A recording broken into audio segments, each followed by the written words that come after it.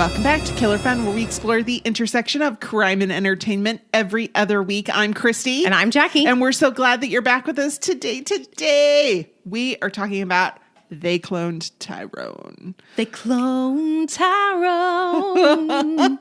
Yes. Cloned him. And who the heck is Tyrone? Well, we find out later. We do.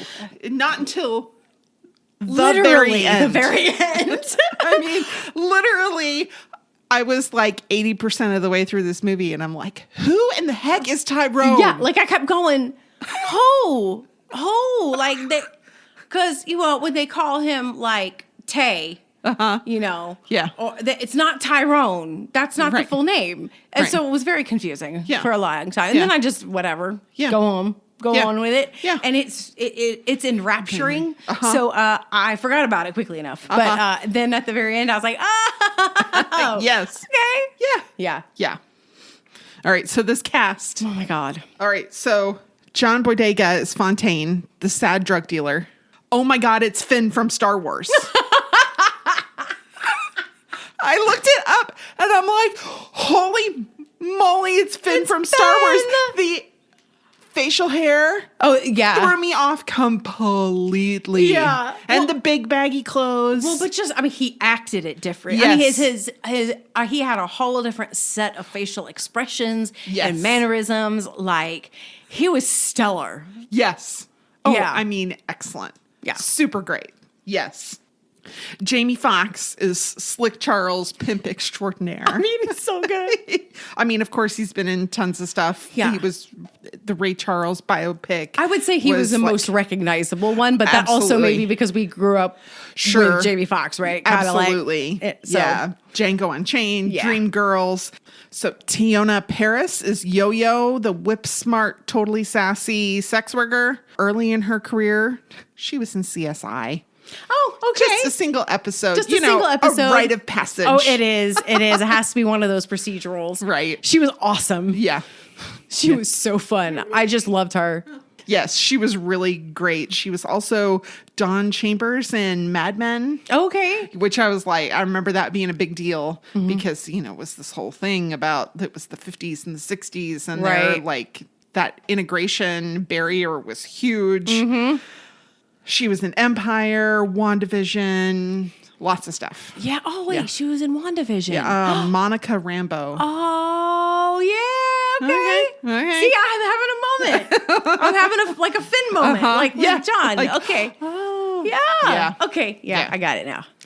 Kiefer Sutherland is Nixon, the mysterious villain. 80s teen heartthrob, Jack Bauer in The Lawn Running 24, which I know Yes. you love. I loved 24. Yeah. And it was really great to see. He did really well. Like he didn't seem like every other character at all. Right. Like Yeah. this was different. He played this like villain just right. Yeah. Trace Malachi is the little snitch Junebug. He's just 12. And he was in Archive 81, which I didn't realize he was the young Dan. I don't know that I watched that. It was so good. I was so sad when it got canceled after just one season. But also, it sounds familiar. Maybe I watched a couple episodes. Oh, it was. You probably wouldn't have watched only a couple of episodes because okay. it would be right up your alley, where Oh. it's this kind of like alternate reality Yeah. sci-fi. Oh, Like, well, I'll it have was- to revisit. It was good. It was Okay. like 10 episodes or whatever. It Yeah. got canceled, and I was really sad about Yeah, it. sometimes that's fun though, because Yeah. it feels like just one little mini series, and Yeah. it's like okay, Yeah. So- especially if you go into it knowing this that's is it. the thing. Yeah. You have to go into it knowing. Yeah. If you don't know, then it's like, oh no, rage. Right. Yes. See, and I felt that, and hopefully you can go into it a different way. Yeah. And then Leon Lamar is Frog, the homeless guy that's outside the The liquor Lotto and store. liquor store. Yeah. He just turned 104. What? He was born August 22nd, 1919. What? He didn't become an actor until he was like in his late 60s or early 70s. I'm floored. I know. He didn't. I mean, he looked like an old guy. Yeah, but but- not 104. no. No. He looked like a guy that they dressed up to make him look a little older. Not that he was dressed up to look a little younger. Yeah. Wow. Yeah. Wow. Okay. I thought that was cool. That is cool. Yeah. All right. So, recap. Recap. This is going to be brief. Okay. I don't want to give too much No, away. because you can't. It ruins the experience. It really does. But just, you know what? If you haven't seen it, just pause, go watch this movie and come back. Because we're going to talk about stuff. And I'm like, I don't want to give anything away. Yeah, but I desperately want to talk about it. Okay, recap. Okay. Fontaine's days all look the same. He wakes, he buys liquor and smokes and a losing lottery ticket. He hears a cryptic message from unhoused frog. He makes his mama a sandwich she doesn't eat. He gets a delivery of cash from drug activity in a pizza box. And he watches a lot of television with a lot of local advertisements in it. Yep. A series of events brings the trio of the drug dealer Fontaine, the pimp Slick Charles, and the sex worker Yo-Yo, a group that wouldn't normally choose to hang out despite traveling in the same circles, to seek answers about themselves and their community. What they find is that a bunch of people aren't who they seem to be, and Fontaine has a choice to make: existential crisis or liberating hero. Ooh, that's good. Yeah. That's good. Ooh, I love it. Oh my All right, gosh. so the costuming in this, Fantastic. it was so good. And it gave you so much information about the characters without them ever saying a word. Oh yeah, no, there's a lot to talk about the choices, about the costuming, the set design, everything. Yeah. Oh, yeah. So Francine Jameson Tanchuk, who has done costuming for, she's a 40-year career. Oh, wow. As a Okay. costumer. She's done it for Civil War Epic Glory, Boomerang, Get Rich or Die Tryin', White Men Can't Jump, Sister Act 2. I mean, the gamut. All these things. Yeah. And she made a lot of interesting choices. Yes. Yeah. So for Fontaine, they gave him a uniform. It was monochrome. Yep. He had his signature color, this green military jacket, a hoodie. They said that it gave him an existence marked by a sense of world-weary defeat. That he had these utilitarian clothing. Yeah. It was not unstylish for the environment that he was in, but it was more serving a purpose. Lots of pockets to store stuff, cover up a piece if he's carrying, Yep. it was this thing that told you about it, and it was a dull color so that he wouldn't be noticed, but it also reflected his outlook. Yeah. And his demeanor in such a way. Yeah. So really, so really amazing, good. Yeah. Then there's Yo-Yo. I love. She's dressed for her job as a sex worker. Right. Yeah. She's very attention grabbing in both her manner and her outfits, which is great. And then we have Slick Charles as this archetypal pimp. Yes. And all of them together really made it difficult to figure out what time period we were in. Oh, and that's what I wanted to say about all of it. Yeah. Because they did things particularly to make you guess and make it feel like it was timeless. Yeah. In a way. Is it the 70s? Is it the 90s? Yeah. Is it now? I don't understand when Right. this is happening. Because with the plot mixed with all of these choices, it made you think it could literally be any time from about the 60s, 70s till now. Because of what's happening in the community that either held them back or encapsulated them, isolated them, wow. Well, actually, there's more to say about that because the inspiration for this film was really personal. So, Oh, interesting. the New York Times did an interview with Jewel Taylor, who was Okay. the director. He was the co-writer with Tony Rettenmeyer. And this was his first feature film that he has ever directed. It's great. He did a good job, but this is his story. So Okay. that he got to Wow. direct his story That's cool. is like really great. He was on the writing team for Creed 2 and Space Jam: A New Legacy. So he's not new to writing, but it's a different kind of writing. And this is also like his directorial debut. Okay. So good for him. Yay. So this is what he said about his original idea for the story. Okay. I knew I wanted to do a mystery, like a bootleg Scooby-Doo, where the detectives are inadequate, but somehow uniquely equipped. Yeah. I'm like, bootleg Scooby-Doo. Bootleg Scooby-Doo. It's so awesome. funny. I mean... Well, because... and then, so we talked about Nancy Drew recently. we're going to get there. Yeah. And so, like, it has that whole flair where it's like this kind of, in this case, it ended up being a bootleg Nancy Drew. Uh-huh. Yes, because it's a missionary. Oh my gosh. Yeah. And so, but like, yeah, it really was. I had feelings of D&D. Uh-huh. Like they're an adventure team. Right. So, which gave me kind of feelings of Stranger Things in some Ooh, ways. okay. Right. Because That of makes that. sense. Uh-huh. But then I kind of got this Jordan Peele feel, right? From Us.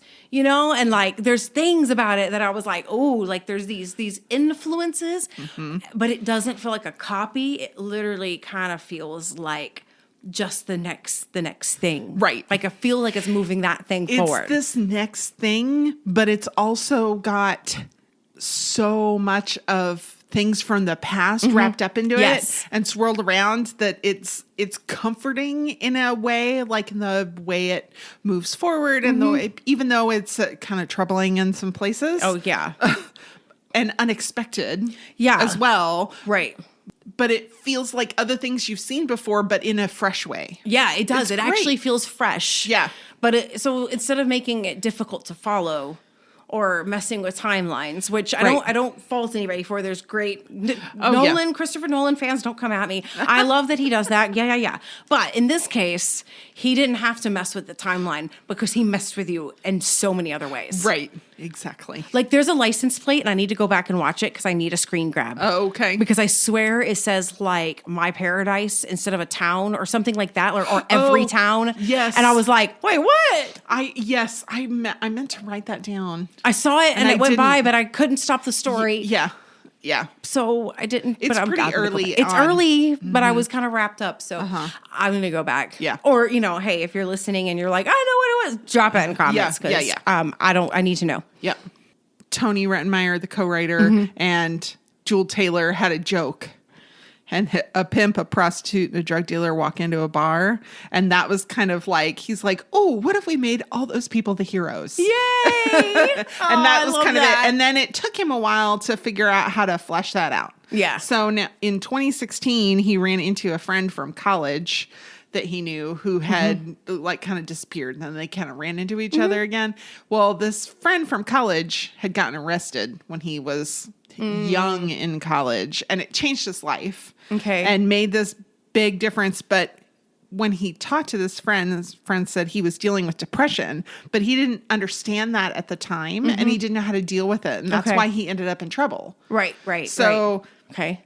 We see that a lot in Fontaine. He's very depressed. Yes. He's having some existential. Oh yeah, no, there's some crises serious in grief, his- complicated grief going on there. It's like a whole thing. And so it was an identity crisis that he has to overcome in circumstances that are genuinely beyond his control. Yeah.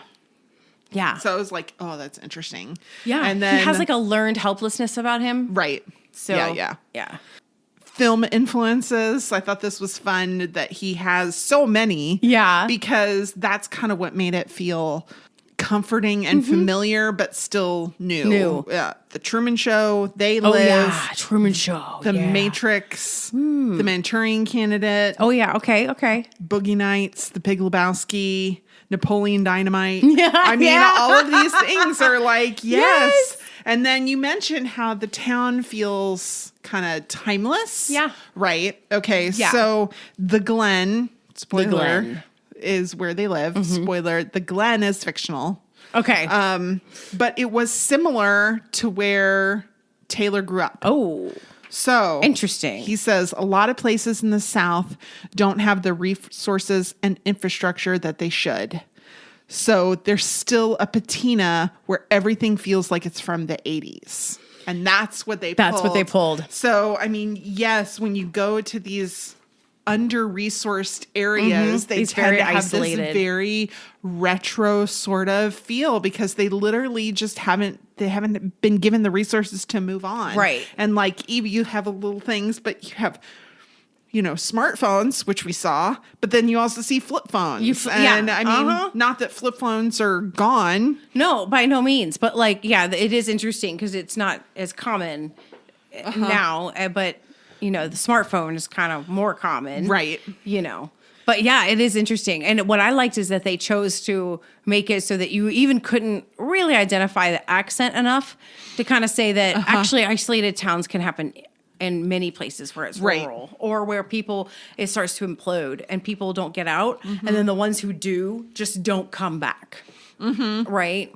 And then it's a big deal if somebody comes back and tries to change things and lift them up. And sometimes the community doesn't. They have a learned helplessness almost as a community. And so those people who try to come back and help get rejected. Right. Yeah. We heard about all the influences, the different movie influences. So I was like, what do we call this genre? Because it's kind of sci-fi. Like, it's kind of sci-fi. Kind of a 90s sci-fi.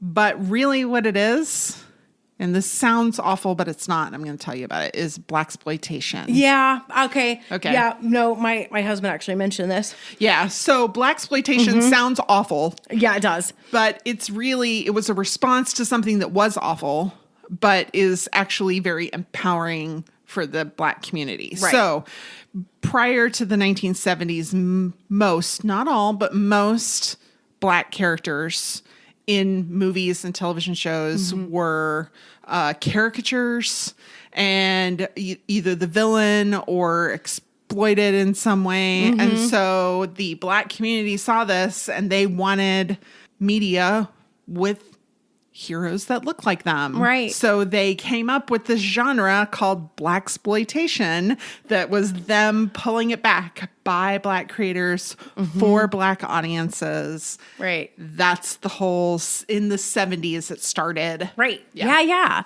And I would say it fits there. It does fit with other genres too. Yeah. But you're right. It is this. Yes. It is this. I mean, whatever other genres it fits into, that's like, I would say the primary category because all Blaxploitation movies probably fit within other genres as well. They were just made specifically for Black audiences. Yep. Yeah. The clones, what do they mean? They mean so much. They do. So according to Decider, this is what they thought. The clones are a metaphor in the way in which white America only finds Black people and Black culture palatable and worthy of money, power, and the comfort of white society if they are whitewashed.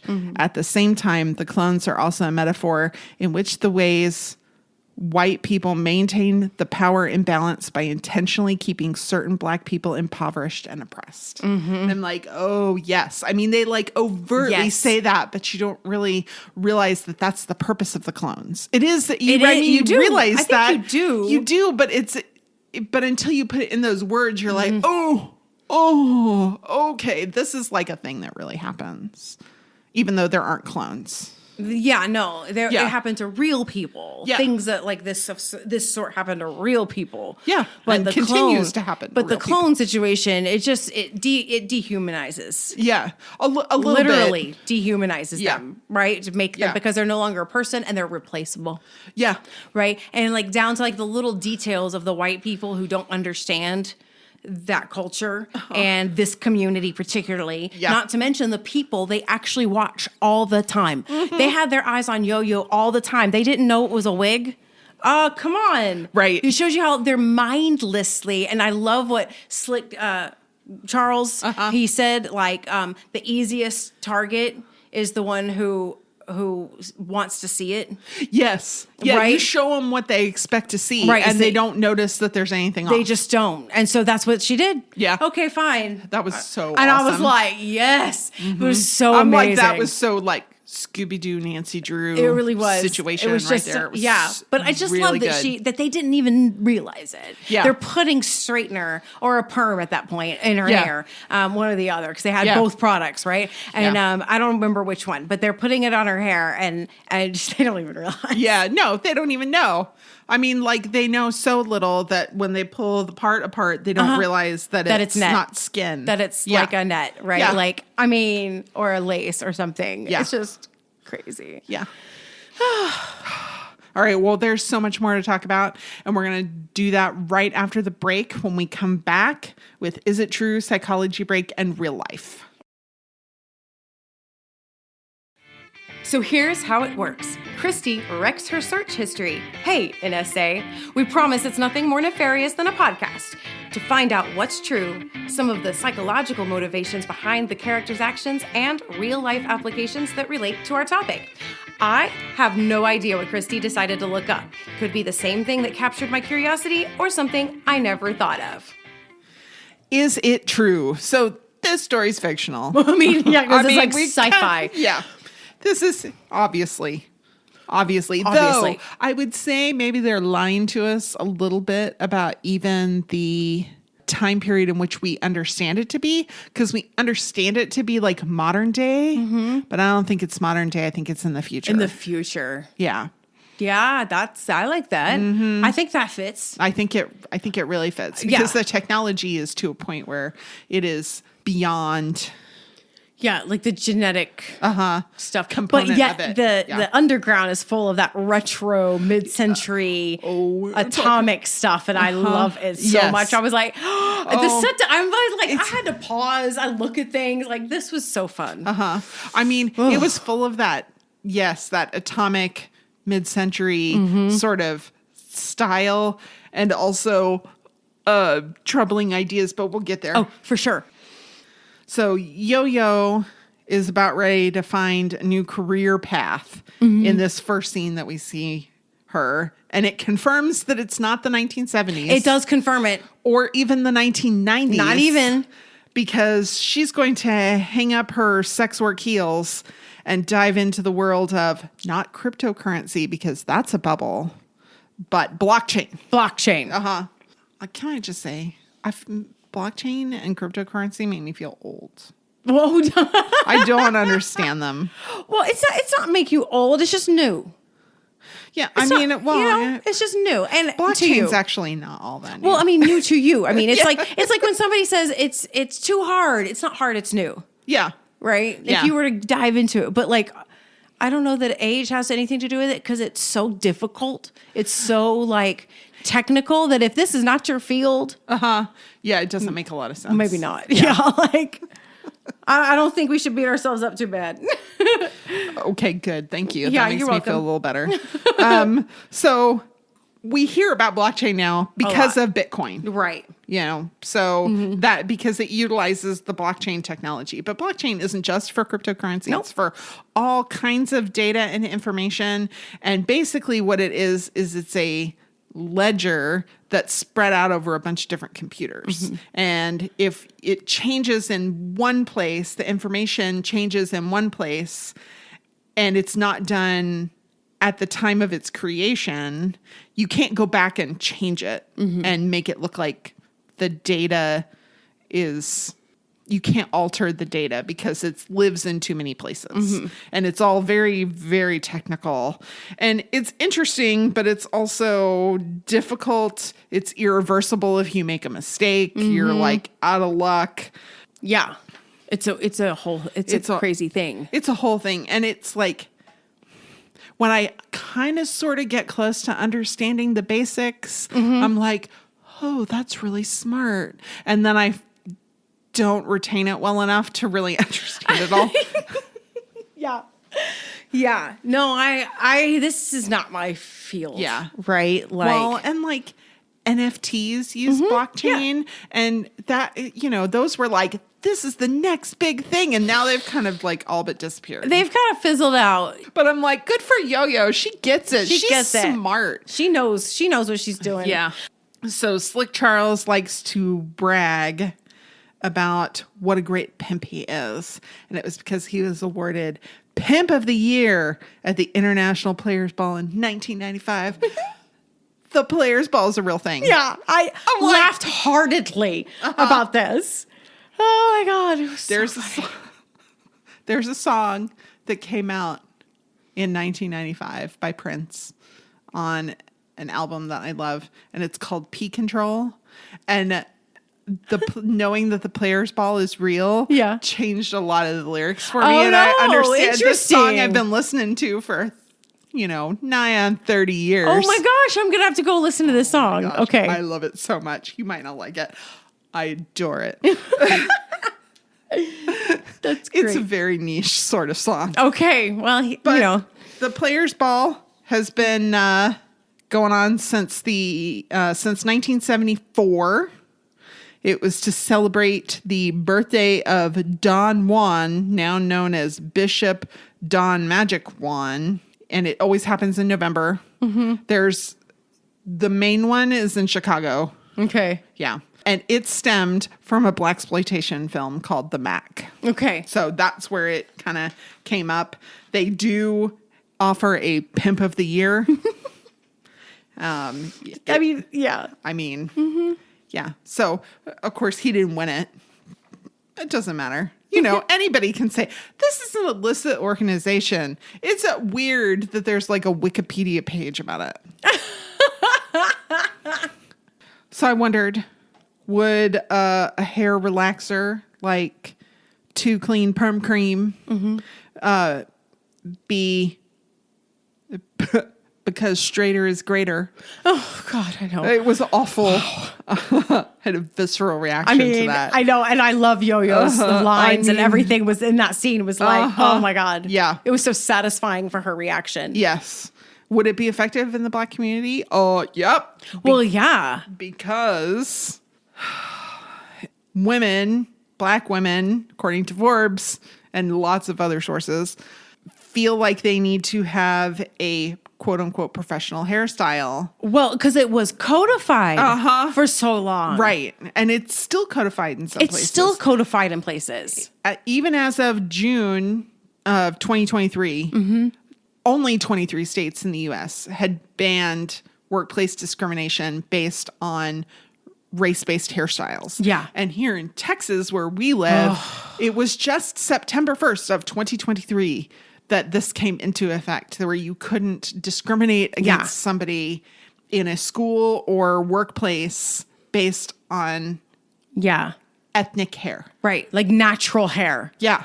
Like it's like the way it grows out of their head. Right. Like it's obnoxious. And it's so sad. Like, I mean, I think a lot of people don't understand it because they're still grappling with understanding how, systemic it is. Right. So if you don't understand that, it's kind of hard to, if you're so stuck on but it's about professionality. Like I grew myself, right? Well, let me put it in like white people words, right? Okay. White women particularly from the 50s were required to be shaven and wear pantyhose, right? There's nothing wrong with shaving and wearing pantyhose by all means. When it's codified, what you're saying is what is natural is unbecoming. So we're going to codify what we're going to call, quote, professional. So professional women, career women had to be shaven and wear pantyhose. There was people who had codified like dress codes to wear pantyhose under pants. Yeah. Right? If you would like to do that, it's fine. It's not fine to say it's just unprofessional to exist. Right. This is what we're saying. Yeah. This on a very, mild level, this is what we're saying is that like, it's okay. Should you like to, use a perm and have straight hair and do all of the things? By all means, rock it. I don't care. What you can't do is penalize somebody for existing. Right. Oh, soapbox. I got a soapbox about that. For real. And the hair straightening products now have a definitive link to uterine and ovarian cancer. Yes. That Black women are experiencing a far greater instance of those types of cancer directly related to these hair straightening products. And that it makes you so mad. Awful. You should so mad. not have to do that. Right. And I feel bad because it's, again, one of those power choice things. A lot of people probably given complete freedom and no racism at all would enjoy it. Sure. Others probably wouldn't have made that choice outside of that culture, Right. but don't realize it. Right. So it's or hard to adjust. And it's hard to go back once you've straightened your hair. Mm-hmm. Then you're looking, okay, well, if you're straightened it and it's long, well, now you have to cut it short. Yeah, you in do. order to be able to go back to a natural, like, I dye my hair.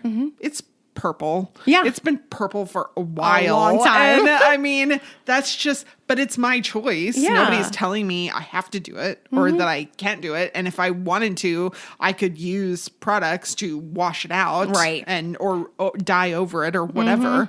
And it would be fine. But it's my choice. That's the whole point. It's like, if you want it straight, you should be able to have it straight. Yeah.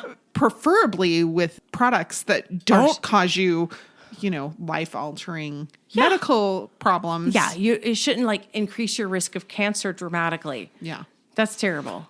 But speaking of hair relaxer, so in the salon, the teacher laments that she needs to spend her own money to provide supplies for her very overcrowded classroom. And it's eating into her gas budget as she's experiencing pay cuts as well.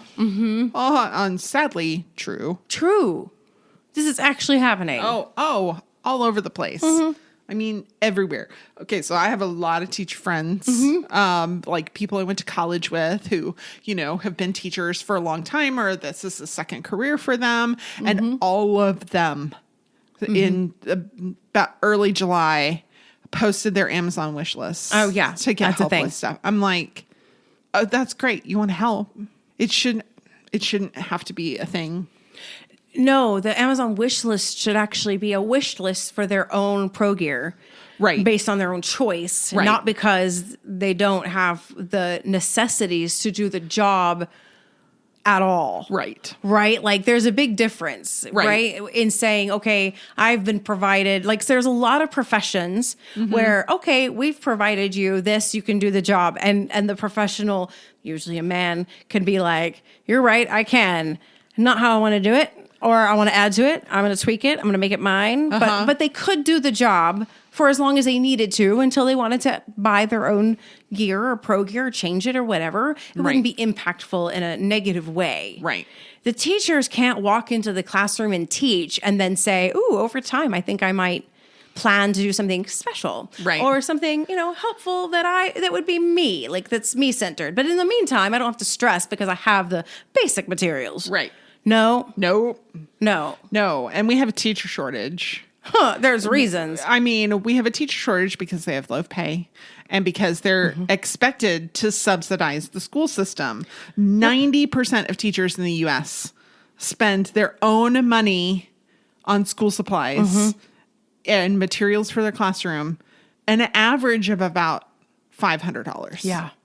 For many, it's much more. Yeah. And that's per year, y'all. That's not like I bought pro gear Right. and now it's going to last me. No, I can no. redo this. No, this is, No. I want to do a science project that will be fun and engaging for the children, but I don't have the budget at my school for it. Yeah. This is a very intentional. I have a whole, I really think that the public schools are intentionally being underfunded and that they're intentionally, they're working towards privatization. It pissed me off. Yeah, no, but I mean, in Texas, I will flat out say that the way that we do school here needs help. Yeah. Dramatic help. Yeah. I mean, so much that in this article with the NEA, a teacher refinanced her house. What? In order to be able to buy technology for her classroom because there was no budget for it. And she felt so strongly that it was necessary. And I mean, teachers in high need districts, especially, just things like fans. Yeah. Because the schools don't have air conditioning. That's stupid. To us, that sounds ridiculous because the schools here all have air conditioning because it's so blooming hot. 60 plus days of over 100 degrees so far this year. It's bad. Global warming's real. Sorry, it is. Yeah. If you don't agree with it, that's too bad because it's real. And it's coming for you. But I mean, and snacks. are another big one, because if the kids are too hungry or they're too hot or the teacher is hungry or hot, they can't concentrate and they can't learn or teach effectively. These are things that need to happen. It's about $3 billion that teachers are subsidizing our school systems. Yeah, that's insane. It's bananas. The soapbox we could stand on for a long time about for real this subject, but it's so related to issues of power. Yeah. In this situation, the majority of the teachers are women. Yeah. Yes, that's it. And if all the, and I have to say it, if the 90% of the teachers were men, we wouldn't have this problem. That's the same thing with like birth control. Yep. If men had to take a birth control pill, it wouldn't be a problem. It would not be a problem. So that's why it's so relevant in the movie. That's why the comment, it's not like an offhand comment. It's speaking about the imbalance of power and the learned helplessness that individuals feel that they have to do that. And then they're legitimately manipulating her through her skin in seconds. Yeah. So, I mean, it's just, yeah. So near the end of the movie, a scientist tells Fontaine that he found 378 genes that differentiate people in the barrios from people in the suburbs. If that were even true, would it be enough to make a difference? I felt like the science was a little weak there. Okay. But I've also felt like, well, how much of a Pandora's box are you really going to open right now? Okay. So the American Academy of Arts and Sciences had an article. This is fairly old. It's from 2002. Okay. But it was right after they finished the sequencing of the genome. And Craig Venter, who was president of Celera Genomics, had this to say: "We are essentially all identical twins." Yeah. That so much of our DNA is literally identical. 99.9% of the DNA that I have, I share with you, that we share with Shaquille O'Neal, that we share with, anybody you could think of that is so completely different from you. We are essentially identical twins with all of them. Yeah. I mean you have to so get much down to such a microscope to start seeing real differences. And that's the thing. So there's 23 pairs of chromosomes, which we know, a total of 46 pairs of chromosomes. And that might have to be updated now. Right. But so remember, this is 2002. Generally. Yeah. So like this is still kind of like the basis of what people are taught. Yeah. The chromosome, like these 46 chromosomes contain 6 million base pairs. So if you choose randomly any base pairs, they're going to be the same, right? Most likely they're going to be the same.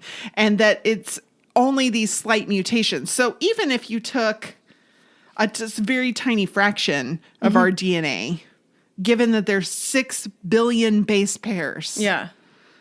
If you took 1/1000th of that, it would still be 6 million base pairs. There's a lot of room. Yeah.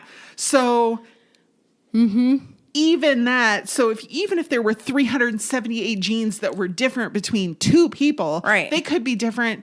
They might be because of groups, but even that is such an insignificant difference between us that it's to the point where it's not it's not informative in any way. Well, no. And I think that's where it gets like the science he's talking about is a little metaphorical, right? Right. Because there's only one thing he's trying to change. Right. He's trying to make everybody white. Right. Exactly. So he only needs a fraction to express differently. Because each of these genes now, they have all these options and the ways they can express based on the hormones. Right. Right? So just because you have the pairs doesn't mean they all express and actually come to fruition the same way either. Right. So there are differences. And all he's trying to do is take that tiny bit that makes us different and focus on all of that.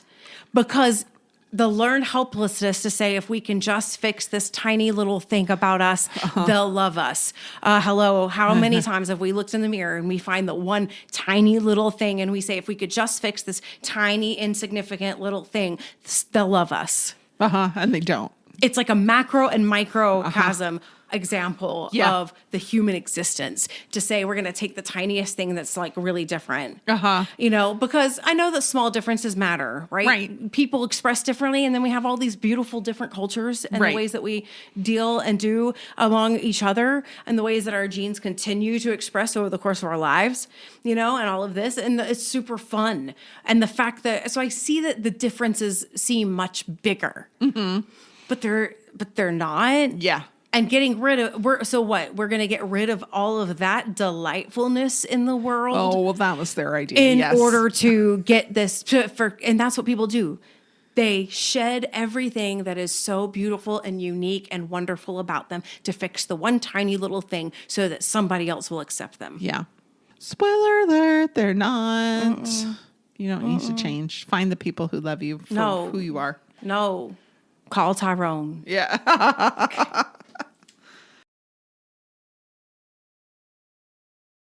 All of the sources that we use to inform our discussion here on Killer Fun Podcast can be found on our social media. Join us on Facebook at Killer Fun Podcast, exploring the intersection of crime and entertainment. You can find us on Twitter at Killer Fun Pod, or you can send us an email at killerfunpodcast@gmail.com, and I'd be happy to share a link to whatever information you're looking for. We love to hear from you. You might learn a little something too. Psychology break. Ooh, I was getting there already, wasn't I? I was sliding into that one. I was like on my way. Yep. All right. So the movie opens with people claiming to have seen Tupac and Michael Jackson at a grocery store in the Glen. This is fake news. Why do people believe fake news though? So time. Ooh, that's a Pandora's box. Let's see. You don't fall for fake news because you're unintelligent. No. It's just a matter of letting the wrong impulses take over. And we kind of have an innate desire to be a little lazy.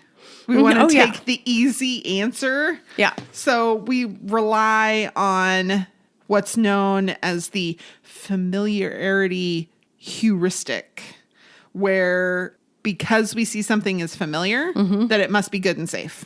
Yep.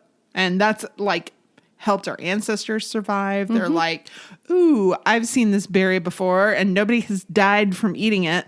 So this berry must be safe to eat. Oh, well, maybe not. Maybe not. Yeah. Yeah. But we answer the easier question. Right. Exactly. Yeah. So because you've seen something before, you think it's true. So the more often you're exposed to the fake news, the more likely you are to believe it. And we believe basically conspiracy theories for the same reason. Because, I mean, the idea that these people haven't died, I went down a whole rabbit hole. Y'all, there's so much with the Tupac and Michael Jackson, and that they must be alive, and the whole, like, I mean, they said Elvis faked his death so that he could become a DEA agent. I mean, it was...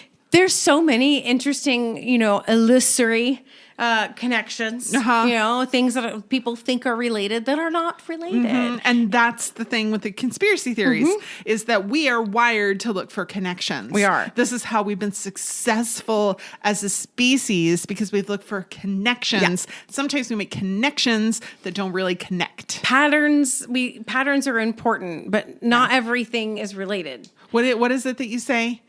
Correlation does not equal causation. Thank you. That's it. Yes, it's so true. I mean, literally, the illusory connection that people have is like, it doesn't start with conspiracy. It starts with suspicion, like superstitions. Right. Right. Like if I drink this drink every time the Pats play in the Super Bowl, they'll win. Right. Jackie does this. Literally, it worked 6 times. Okay, but we've also lost. Quite a few Super Bowls. We're in the Super Bowl a lot, though. Yeah. I'm just going to note that. But we even lost an undefeated season Yeah. Right? So it doesn't work all the time, Right. but I still drink it. Yeah. It's fun. But take it another step and start trying to make connections between certain things that really are not related without either identifying that they're just happenstance. Right. Or identifying the confound or some mediating factors. And that can be super conspiracy. Well, and also taking the absence of proof as evidence that something is true. Oh my gosh. This is huge. That's a straw man. Psych Central's talking about all this. And they said conspiracy theories tend to take flight in unsettling times. Which was which I thought was really interesting because it's not really an unsettling time in the Glen in They Cloned Tyrone. It's the normal sort of unsettling. But I think even that, just like that it's a normal sort of unsettling kind of makes it Well, because there's an unsettling when people get bored too. Right. So, sure. like there's that unsettling of like, okay, my world has been shaken a bit. I'm not sure what's happening. I'm going to try to put the pieces together and figure out. And then there's that agitation of being bored and like all of a sudden it's like, well, then you're seeing things. You're seeing things, right? You know? Yeah. Tupac. He was in the Piggly Wiggly. Oh my God. I'm always in that Piggly Wiggly. Why don't I ever see him? Yeah. Oh, it's so funny. Tupac has a whole level of conspiracy theory to begin with. Oh, okay. Yeah, and then this article just goes on to talk about illusory patterns. Believing conspiracy theories can be linked to distortions in cognitive processes. Yeah. Yeah, and it's because we're so wired to be suspicious and to look for patterns. We see connections between non-related events. Yep. They're not there. Yep. Yeah. Keep it fun, y'all. Just keep it fun. That's right. Drinking San Adams when the Patriots play. That's it, right? There you go. That's fine. Keep it fun. Yeah.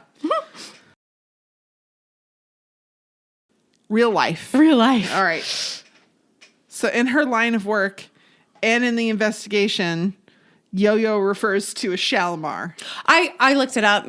I couldn't help it. I had to pause. Yeah. I had to be like, wait, what now? What now? So I had to look it up. Yeah. So it's a sexual favor. Yes. Yes. Make you feel good.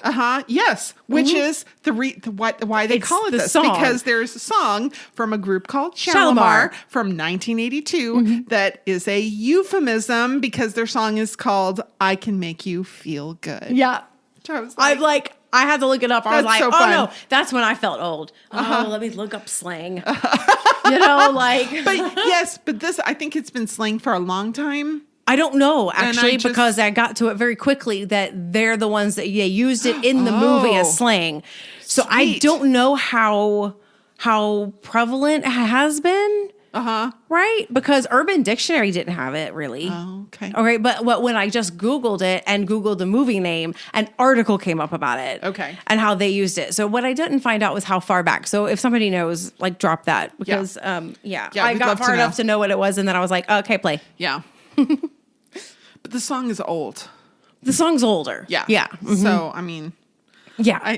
40 years old. Yeah, and I didn't know the band. A song coming out in 1982 has been around for 40 years. Oh, but yes. They Cloned Tyrone was filled with commentary on current societal issues. Yes. So BuzzFeed had illustrated a bunch of these. I'm only going to talk about a few of them. Okay. I thought they were worth talking about, that fast food really has a chokehold on the poor because it's cheap, easily accessible, it tastes good, they advertise it a lot, and this was the thing that they used to control the community in the Glen, and it's widely to be thought to be a reason that poorer communities kind of remain that way is that there's poor nutrition because it's so heavily in their diet. Yes. Yeah. Yeah. I loved that the music can control emotions. That was interesting. I mean, they created a Pavlov dog situation with the music and controlled them. Right. Yeah. It was really interesting. Yeah. And there was the whole Clockwork Orange thing with her eyes held open. Oh my gosh, right? Stanley Kubrick was a genius, but he was also evil. Terrifying. Evil. Yeah. And then we mentioned Nancy Drew. Nancy Drew. Yeah. So Yo-Yo had her stack of Nancy Drews. Mm-hmm. The hidden staircase is the one that we really saw. And she finds, a secret panel to an underground passage. I mean, this is basically her acting out a Nancy Drew novel. Yeah. Yeah. And we're going to talk more about that in a minute. And it was so interesting because when they went to her room, and seeing her room as it was. And then they kind of ribbed her for it a decent amount. Yeah. And it's like, ooh, see, that's another cultural statement. Right. About how certain aspirations in a, neglected community are put down. The helplessness is spread because they can't, if you were trying to get out, that means I might be able to, but I can't get out because of reasons outside my control, which means you can't get out. Right. Right. And there's this kind of undertone of jealousy and, Yeah, they don't want to be abandoned. They don't want to be abandoned. Yeah. So it was very interesting to watch and that. They wouldn't even think of that. Like, if you asked them, they would say, oh, of course, anybody who can get out of this community, I want them to get out. Right. But they'll make fun of you for being a nerd. Right. Yeah, for doing well enough to get out. Yeah. Yeah. Exactly. So there's a weird double bind there. Yeah. And then, of course, Erykah Badu had her song, You Better Call Tyrone, got changed to, oh my gosh, I think they cloned Tyrone. Okay, so this is what happened to me. Okay. All right. We said, okay, let's watch They Cloned Tyrone. Now, I can't hear the word Tyrone, the name Tyrone, and not sing the song. Because I have sung that song consistently since it came out. Yeah. Right? And so I'm already doing the little ditty in my head. And then I'm watching the movie and I'm sitting there singing to myself, They Cloned Tyrone. Right? And I'm like, damn. I'm doing this in my head the whole time. And I'm like, why can't I get rid of this song? This is not about that. But it's I could see how it would. I was singing along, and I heard some music that was eerily close to an Outkast album from about the same time that the album with Tyrone came out, right? And I'm like, that's interesting, but it's not quite that riff, but it's really close, And so I'm thinking about that, and then I'm still singing, You Better Call, and I'm doing the whole thing. And we get to the end, and she starts singing, and I'm like, oh, hey, oh my gosh. But they start at the beginning of the song. So I'm like, oh, that's so funny. They thought about it too. That's really awesome. Then they've changed the lyrics. She did a new version. She's singing the song I've been singing the whole thing. time. I had no idea it existed. Oh, that's hilarious. So I had a whole over the moon moment where I'm like, oh my God. And so I couldn't even stand myself. I was so fangirling out. Cannot believe this is happening right now. And then I thought, that Outkast sounding soundtrack. Yeah. Well, if Erykah Badu is part of this, it's not a far jump from Andre. Nope. Maybe there's some. Maybe I didn't even look that up. So I was like, I don't think it was really the Outkast song, but maybe if I don't know. Now, see, conspiracy theories. That's right. That may have no making connection at all. There. But the fact that I thought about it before I knew anything about the song coming out and about how she doing the different one. That's right. I felt so satisfied. Right. Yes. Vindicated. Somebody else had this idea. It put a cherry on top. I could not believe it. Aw. Yeah. Biggest regret ever. Not going to her concert here. Oh, well. Biggest regret. I know. Ever. Sorry. Erykah, come back. Come back. She's not a young woman. Hey, I know, but come back. I know she doesn't have to do a thing. She can retire and it's fine. But if she gets Outkast back together and then y'all come on down to San Antonio, it would make dreams come true. Yeah. So please. Okay, I'm begging. I'm done. I'm done. Moving on now. So we just mentioned Nancy Drew.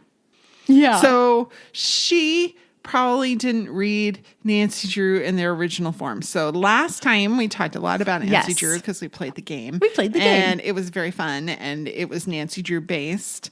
And we talked about how they got updated. Mm-hmm. And that's was really necessary. So Electric Literature had an article, The Not So Hidden Racism of Nancy Drew. Oh, yeah. So Grosset and Dunlap, who was publisher for a long time, in 1959 modernized the series very much because there were some very, very racist themes in the original works. In the original 1930 version of The Secret of the Old Clock, Nancy interrupts a burglary in progress, and Jeff Tucker is a black man, and he's portrayed as childlike, speaking in a dialect, easily fooled into intoxication by the robbers. Ooh. It was like all his faults, and it was here she was, this rich white woman in a position of power. It was bad. So when they rewrote it in the 1959 version, he becomes white. Okay. And he was not tricked into becoming intoxicated, that he was locked up in a shed instead. And so they dealt with the racism by making him white. Basically, all they did was whitewash River Heights. Oh, that's like what happened in this movie. That's what's happening in the movie. Yeah, they're trying to just make everybody white. Mm-hmm. Yeah. Yeah.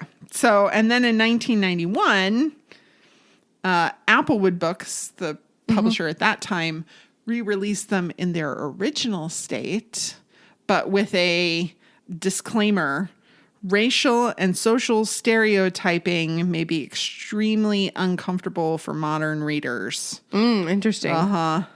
But they did that because the baby boomers probably would have read them in their original state. And so they were nostalgic. And of course they sold well. Right. Of course they did. Yep. But what it failed to consider is how that would affect black readers in 1991, and how the original readers may have felt about it. Yeah. I mean, it was all really kind of gross. But then there was, so this is from 2018. So at this time it was new, but there was the new Nancy Drew Mystery Stories, which was a graphic novel adaptation. And they really have tried to pull her forward. And she had not only co-detectives who were of color, but they were queer. Okay. And so, I got to give props where props are due. In 1959, they did a thing where they tried to pull the racism out of it. Yeah. Did they do it perfectly? No, but I'm glad that they recognized that it was there. And then, now we have new iterations of Nancy Drew that are really trying to be much more inclusive, much more with the times. I'm like, I really appreciate that. That's really good. Okay. So in the labs. Underneath, they had all this beautiful atomic architecture. It said, "We're winning the race of the future." Oh yeah! Oh my gosh! The lines felt so familiar to me. Like all of the little motivational posters, those kind of things. It felt so familiar to me. Yeah, but you kind of felt like it was a space thing, right? Like kind of that's how like the kind of artwork was. It felt like very retro space race sort of stuff. Yeah, but it had a cult feel to it also. like a certain type of, like there was something about it that reminded me of something I couldn't put my finger on, right? Like that it had a cult feeling, like all this talked about unity and things like that. And so I couldn't quite place it, but it felt that way. Oh, well, that's because it's systemic racism. The race of the future, that particular phrase, is a white supremacist sort of situation. Yeah, it felt that way. There. Yeah. So 1925, Richard von Claudenhove-Kalergi wrote Practical Idealism. Oh, Oh, okay. Keep going. Keep going. So he said, the man of the future will be mixed race. Today's races and classes will gradually disappear owing to the vanish of space, time, and prejudice. So he meant it. Yeah, he meant it. He meant it as like, basically the world is going to be a melting pot and the classes are going to fall away and the colors are going to fall away and we're going to become more homogenous. This is going to be a great thing. And then the white supremacists co-opted and called it the Kalergi Plan. Yes, this is ringing a bell. They want to win the race of the future. And then Madison Grant also used similar language in 1916, the passing of the great race. Okay. And it was an argument for eugenics. Okay, eugenics. See? Okay, I was putting my finger there. I was getting there, but I almost there. You pulled it. You got it. Yeah. I don't know that I would have gotten to the book. Okay. I don't know that I would have gotten to it. It was hard to put my finger on it, but it felt like something I'd read somewhere that I had looked at some time, and I was like, this feels so creepy. It's like because creepy. it is. It's so like we've got to win. Yeah. Well, when you put everybody in a state of battle, and then tell them to go out and, win the battle individually, right, by having others convert and conform, and then keep them afraid. It's a cult. Yeah. It's, I mean, it is very cultish. And of course that was a way of looking at things in 1916 in particular, because they're embroiled in the Great War, what we call World War I now. Well, we talk about the good fight. We got to fight for our right. Yeah. We gotta do this. We gotta do that. We fight. There is like a battle component to it, which is hard to overcome in modern society. It really is, because we're so embroiled on it. Yeah. But, and it takes a lot of self-reflection to start changing that mindset of, from battling it out to a collaboration, a cooperation, Yeah. Ugh. Yeah, it was creepy, but the electronics were really cool. Yeah, they were. I really liked how they did the whole thing. It was it was so effective. Yeah, it was I was really immediately creeped out and totally enthralled. And yeah. Yep. I totally get it. Yeah. All right, so I like to try and end on a lighter note. Yes. So Junebug at the beginning, preteen, obsessed with SpongeBob SquarePants. I mean, this was so funny. And he called Fontaine a real Squidward. And he's sitting there with his hair up with the dreads the way he has it. And I'm like, I lost it. Yeah, so grouchy and funny and probably the most relatable to the adult experience is Squidward and SpongeBob SquarePants. Yes. So I thought we should talk about some of the funny things that he has said, because evidently he has quite a lot of good one-liners. I myself am not really much a fan of SpongeBob SquarePants, but some of these made me giggle. I'm not rushing perfection. I'm rushing you. Yeah. There's something I've been wanting to say since the day we met. Goodbye. Welcome to the Krusty Krab, which is the restaurant that they all work at, where it's almost as if the evolutionary clock ticks backwards.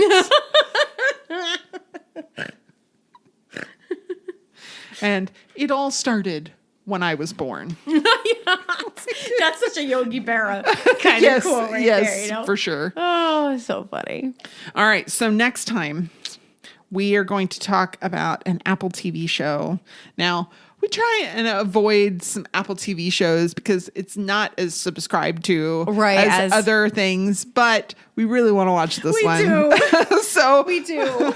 We need an excuse to watch the Tom Holland and Amanda Seyfried star The Crowded Room. It is a murder mystery that's clearly set in the late 70s. Yeah. So where this one was ambiguous. Yeah, the next one. The next one is not ambiguous at all. Yes. Yeah. I'm excited. Yeah, me too. Thank you so much for listening. We know you make a choice when you listen to us. We don't just come on the radio, rate and review. And you know what? Tell a friend, because this is way more fun when you can listen with a friend. Until next time, be safe, be kind, and wash your hands. Da, da, da.